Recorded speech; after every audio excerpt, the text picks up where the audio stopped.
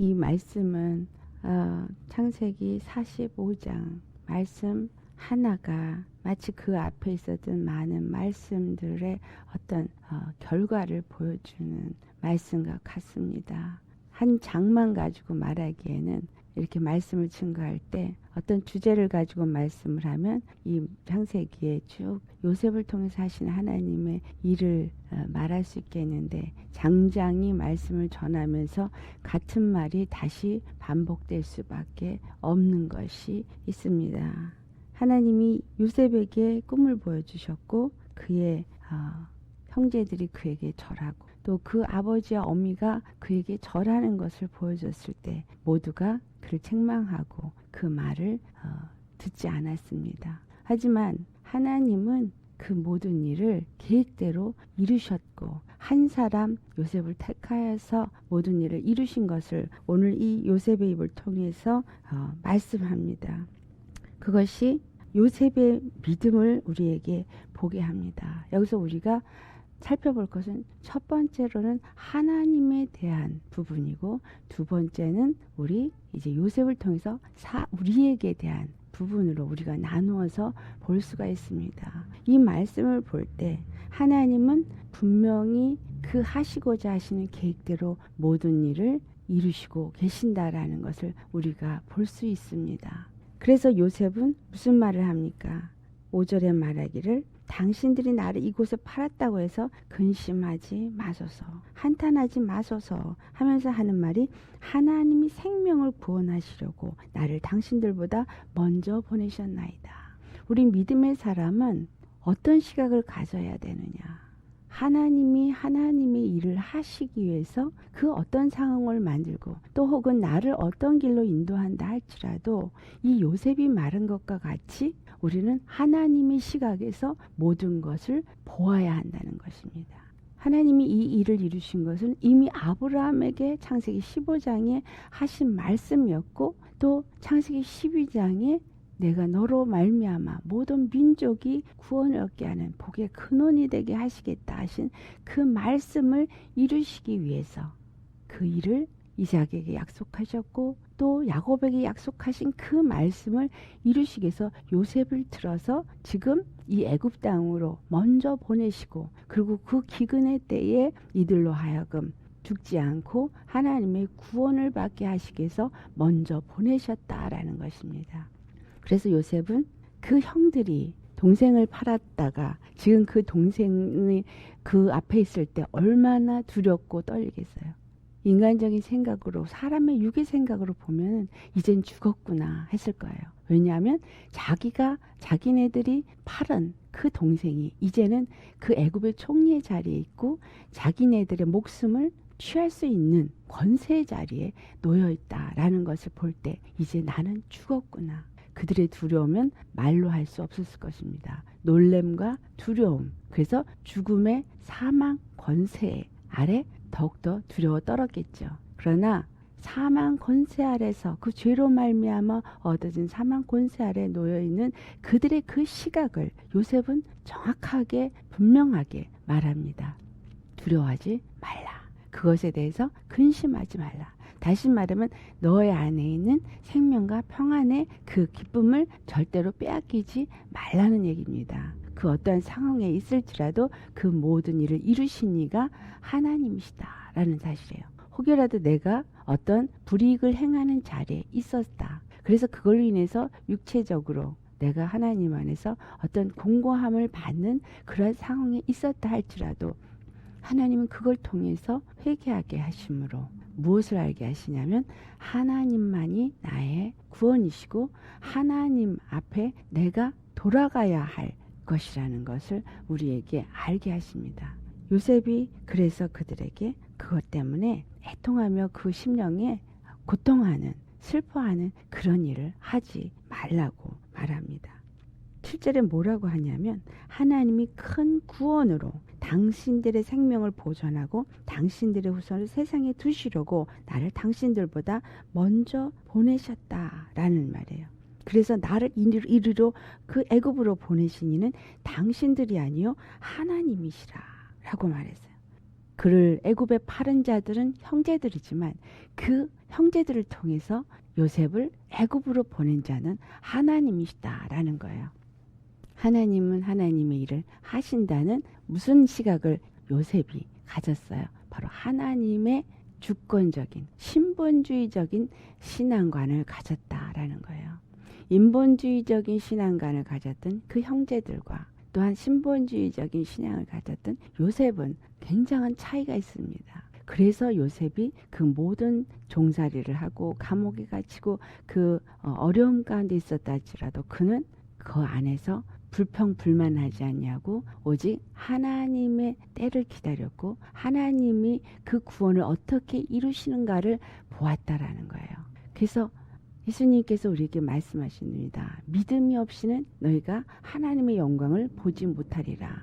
우리 요셉을 통해서 우리에게 주시는 교훈은 하나님의 영광을 보기 위해서 우리가 때로는 어떤 불이익에 처할 수도 있고 어떤 고난 가운데도 처할 수가 있게 되어지고 고통 가운데 정말 이해할 수 없는 억울한 상황 속에 처하게 돼서 정말 힘들고 어려운 그 과정을 통과할 수 있다. 그러나 그것을 끝까지 믿음으로 나아갈 때 하나님의 영광을 보게 되어진다. 바로 요셉은 우리에게 그것을 보여준 자입니다. 그래서 우리 믿음은 이 요셉이 말한 것처럼 신본주의적인 믿음을 가져야 된다라는 거예요. 인본주의적이지 않은 하나님의 시각에서 모든 것을 보고 판단할 수 있는 자가 되어져야 된다. 그러한 믿음의 시각을 가질 때 두 번째 어떤 일이 있어요? 자기에게 정말 해를 끼친 그 원수와 같은 자들에게 절대로 미워하거나 그들의 안갚음을 하려는 그러한 육적인 생각이나 육적인 감정을 따라가지 않았다는 것을 우리가 볼 수 있습니다. 그래서 그들에게 하기를 당신들이 돌아가는 길에서도 절대 이것에 대해서 가부간에 다투지 말라고 말합니다. 하나님이 이루신 일에 대해서는 우리가 입을 다물어야 한다는 것입니다. 우리가 하나님이 정말 살아계시다면 어떻게 나한테 이런 일이 있을 수 있나 라고 그렇게 말하시는 분들이 있을 것입니다. 제가 유방암에 걸렸을 때 저를 굉장히 부끄럽지만 저를 좋아하는 전도사님이 한 분 계세요. 근데 그 전도사님이 그런 말을 하시더라고요. 어떻게 다른 사람도 아닌 목사님에게 이런 일이 있을 수 있습니까? 하나님이 허락하신 것은 하나님의 뜻이 있으셨다라는 것을 우리는 알아야 합니다. 그 고통 속에서 저는 많은 것들을 배웠고 그리고 깨닫게 됐고 그래서 하나님 앞에 내가 어떻게 이전에 행하였던 것들이 무엇이 잘못되었고 앞으로 무엇을 어떻게 잘 해야 될 것들을 깨달아 알게 되었어요. 그런 것 중에 하나가 물론 사역을 하니까 환자들을 만났을 때 그들을 굉장히 정말 안타까워하면서 기도도 하고 믿음으로 가지시라고 권면도 했죠. 하지만 제가 아팠을 때 얻은 경험은 무엇이냐면 그들의 고통을 전심으로 이해할 수 없었다라는 거예요. 내가 아파 보니까 정말 그 아픈 자의 심령을 고통하는 그 심령을 너무나 정말 절실하게 이해할 수 있는 자리에 내가 설 수 있게 되어졌었다라는 거예요. 그래서 저는 그러한 고통에 있었던 그 사실이 너무 감사합니다. 그래서 그들에게 정말 입으로만 말하는 것이 아니라 그들의 고통을 내 마음으로 동감하면서 공감하면서 정말 하나님을 기도할 때도 이전과는 다르게 기도하게 되고 권면을 할 때도 이전과는 다른 권면을 하게 되고 내가 그것을 통과한 경험이 있기 때문에 그분에게 또한 말씀의 위로를 주면서 힘을 줄 수 있는 그러한 또 통로가 될 수 있게 되더라고요. 이미 겪었던 거기 때문에 그런 사람을 만났을 때 그들이 내 말을 훨씬 더 경청하고 더 신뢰하고 그래서 저는 제가 겪었던 그 고통이 하나님의 일을 하는데 굉장히 유익하다라는 것을 알 수 있었고 또 그걸 통해서 내 믿음의 현주소가 어땠었던가를 볼 수 있었습니다. 정말 내 안에 하늘을 향한 그 소망과 그 영생의 소망이 얼마나 견고하고 정말 이 세상에 있는 것이 내 안에 욕심이 얼만큼 있고 정말 내가 하늘의 것을 위의 것을 얼마나 찾는 그런 믿음의 사람인가를 점검해보는 너무나 귀한 순간이었기 때문에 정말 너무 감사했어요. 근데 우리의 고통은 우리에게 무엇인가를 깨닫게 하시고 우리로 하여금 더 누구에게로 이끄느냐 하면 바로 하나님께로 우리를 이끄신다라는 거예요. 예수님의 구원이 얼마나 귀하고 값진 것인가. 정말 죽을 수밖에 없는 죄인들을 위하여서 그 베풀어 주신 하나님의 그 사랑이 얼마나 큰가를 더욱더 알게 해주신다라는 거예요. 그래서 요셉이 이곳에서 얼마나 큰 감동을 받았겠어요. 또한 그의 형제들은 또 얼마나 큰 감동을 받았겠어요. 어떻게 하나님은 이렇게 놀라운 일을 이루실 수 있을까? 정말 생각할 수 없는 일들. 그들은 악한 마음으로 행하였지만 그것을 통해서도 하나님은 일하시고 그러한 자들까지도 구원하시는 하나님의 그 놀라우신 사랑과 은혜를 그들은 이 순간에 느끼고 경험하면서 하나님 앞에 영광을 돌리는 것을 우리는 생각할 수 있습니다. 그래서 하나님의 큰 구원이라고 말해요. 하나님의 큰 구원 믿으십니까? 정말 이 이루신 하나님의 큰 구원, 이 말씀이 창세기에 있었던 말씀뿐이 아니라 오늘 내가 예수 믿는 내가 참으로 이 힘들고 어려운 고난 가운데 있는 나에게 큰 구원을 반드시 이루시기 위해서 내게 허락된 것이다. 내 생명을 보존할 뿐만이 아니라 여기서 말한 것처럼 나를 통해서 예수님께 나올 하나님의 백성들을 위해서 나를 먼저 이 고난 가운데 두셨다.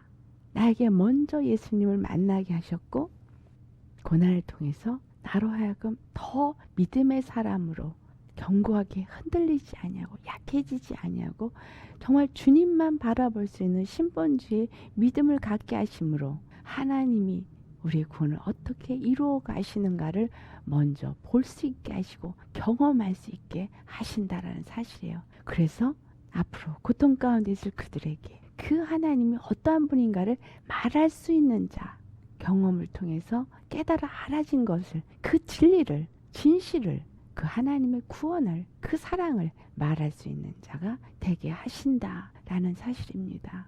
그래서 우리는 우리 생각의 변화를 가져야 합니다. 우리의 생각은 항상 육적인 생각이 먼저 오게 되어져 있어요. 그리고 그 육적인 생각은 육적인 눈을 가지고 모든 것을 보고 판단하게 되어져 있습니다. 그래서 그 생각, 육의 생각이 주는 대로 육의 눈이 보고 판단하는 대로 내 마음이 그것 때문에 평강을 잃고 그것 때문에 근심하고 그것 때문에 한탄하고 그래서 주님이 주신 평안을 잊어버립니다. 예수님은 안식일의 주인이라 그러셨어요.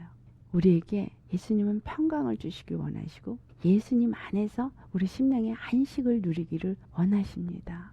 우리가 육적인 생각을 따라서 살고 육적인 눈으로 모든 것을 보고 판단하고 육적인 마음이 주는 대로 간다면 우리는 분명히 평강을 잃어버리게 되어지지만 여기서 요셉이 말한 것처럼 참으로 육적인 시각이 아닌 하나님의 시각에서 모든 것을 보고 하나님의 구원의 역사 안에서 생각하게 될 때 우리 눈의 판단은 분명히 다른 판단을 하게 될 것입니다. 그 모든 일을 하나하나 이루어 가시는 하나님의 구원의 역사를 주위의 환경을 통해서 사람들을 통해서 볼 수 있게 되어집니다. 지금 내 눈에 보기에 기근이 오고 내 눈에 보기에 소망이 없어 보이는 것 같이 이곳저곳에서 무너지고 이곳저곳에서 참으로 근심하게 하는 많은 소식들이 들려옵니다. 우리는 그때 무슨 생각을 해야 돼요? 이 모든 것이 하나님의 주권 안에서 허락된 것이다 라는 것입니다. 왜 그것을 허락했냐?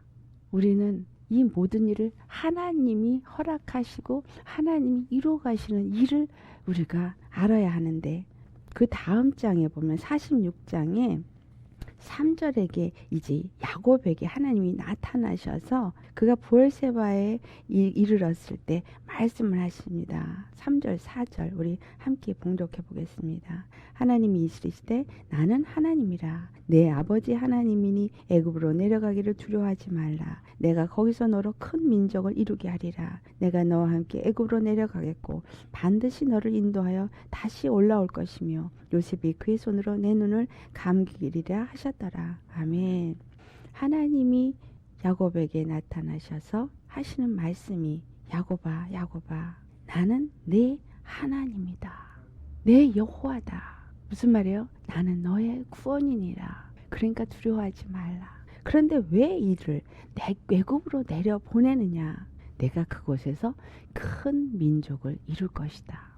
이제까지 구원의 하나님 여호와는 아브라함에게 나타나셨고 이삭에게 나타나셨고 야곱에게 나타났지만 그 하나님이 하나님 되심을 그의 모든 자손들에게 또는 모든 열방에게 알게 하셔야 될 하나님의 뜻이 있습니다. 어떤 한 사람의 개인적인 하나님이 아니라 모든 민족에게 하나님이 누구신가? 오직 구원의 하나님은 단 한 분 여호와이심을 나타내시는 하나님의 계획이 있기 때문에 그들을 애굽으로 이끌어 들이고 계시는 것을 말씀하고 있습니다. 네가 이제 이스라엘이라는 이름을 가졌다. 네가 이제 아브라함의 하나님, 이삭의 하나님, 야곱의 하나님이라고 하는 것이 아니라 이제는 내가 이스라엘의 하나님이라 라고 말하기 위해서 너로 애굽에 보내서 큰 민족을 그곳에서 이루게 하겠다. 그 말을 아브라함에게 창세기 15장 13절에 예언했습니다. 그래서 그 약속하신 그 말씀 내가 객이 되어서 알지 못하는 이방 나라에서 그들을 섬기며 그곳에서 있다가 400년이 후에 내가 너희를 이끌어내리라. 그들이 그 종살이를 하며 요셉을 알지 못하는 그 인감이 세워질 때 그들은 그곳에서 고통하였고 그들은 어려움 가운데 있었습니다. 지금 이 상황에서 볼 때는 기근을 피해서 참으로 양식이 있는 곳으로 인도하는 참으로 좋으신 하나님, 구원의 하나님, 너무 좋으신 하나님입니다. 그러나 그들 앞에 놓여 있는 것은 바로왕 앞에서 종살이를 하는 그러한 노역이 기다리는 후손에게는 정말 겪고 싶지 않은 그리고 절대로 원하지 않은 그 길이 지금 놓여져 있습니다. 이때 당시 그들은 알지 못하지만 야곱에게 내가 너를 인도하여서 다시 이 가나안 땅으로 올라오게끔 할 것이다. 큰 민족을 이루어서 반드시 가나안 땅으로 이끌어낼 것이다 라고 말씀합니다. 그럼 왜 그러한 고난을 그들에게 겪게 하기 위해서 왜 굳이 애굽으로 그들을 이끌어 들이시는가? 이 기근의 때에 그들에게 그 7년 기근이 다 지날 때까지 양식이 주어지는 건 감사한데 그 이후에 있을 고통을 왜 허락하시는가? 그것은 바로 큰 민족을 이끌고 애굽에서부터 그들을 이끌어내시는 하나님이 나만이 만군의 여호와가 되심을 알게 하시기 위함이다 라는 사실입니다. 그래서 이 땅에 지금 많은 신들이 일어나고 있고 많은 종교들이 일어나고 있고 많은 정말 거짓 선지자들이 일어나서 미혹하고 있고 속이고 있고 그리고 많은 자들을 어둠으로 이끌어가고 있습니다. 하지만 정말 여기서 구원받을 사람이 과연 몇 명이나 있을까? 그렇게 우리는 생각할 수밖에 없는 그러한 영적인 어둠을 우리는 살고 있습니다. 더 앞으로 어두워져 갈 것입니다. 그렇지만 참으로 먼저 우리에게 예수님의 말씀을 주시는 것은 바로 요셉을 애굽에 보내서 모든 것을 준비케 하신 하나님이 우리에게 말씀 안에 굳건하게 서고 말씀을 깨닫고 그리고 그 안에서 준비된 자가 되게 하시려는 하나님의 뜻입니다. 그래서 하나님께서 큰 민족을 이루시기 위해서 또 한 번의 성령의 강림이 이 땅에 이루어지고 많은 사람들을 구원의 길로 이끌어서 예수님께 돌아오게 하시는 그 날에 우리는 그들에게 이 말씀을 선포하고 진리를 선포하고 주의 복음을 전해야 될 마지막 때의 증인으로 세워져야 하기 때문이다 라는 사실입니다. 그래서 모든 것들이 하나님 안에서 어떤 고통 속에 있다 할지라도 우리가 신본주의적인 믿음의 시각 속에서 그리고 그것을 신본주의의 그 주님의 주신 눈을 가지고 모든 것을 볼 수 있기 위해서 우리 영적 눈이 열려야 하는 것이고 그래서 마음가짐이 항상 그 본 시각으로 그 깨달은 믿음으로 마음가짐을 가지고 그 모든 길에서 넉넉히 승리하며 나아가야 할 것입니다. 그러한 우리에게 이 요셉과 야곱과 그리고 이 모든 그들의 가족들이 놀랍고 놀라운 하나님의 그 구원을 이루시는 계획을 볼 때 하나님 앞에 정말 영광의 함성을 돌려 드릴 수 있게 된 것처럼 우리는 그 영광의 하나님을 기쁨 가운데 분명히 만날 수 있는 은혜 가운데 놓이게 될 것입니다. 아멘. 그래서 우리는 이것을 통해서 그 하나님의 구원을 내 안에 굳건하게 믿고 가진 믿음의 사람이 되시기를 예수님의 이름으로 축원합니다.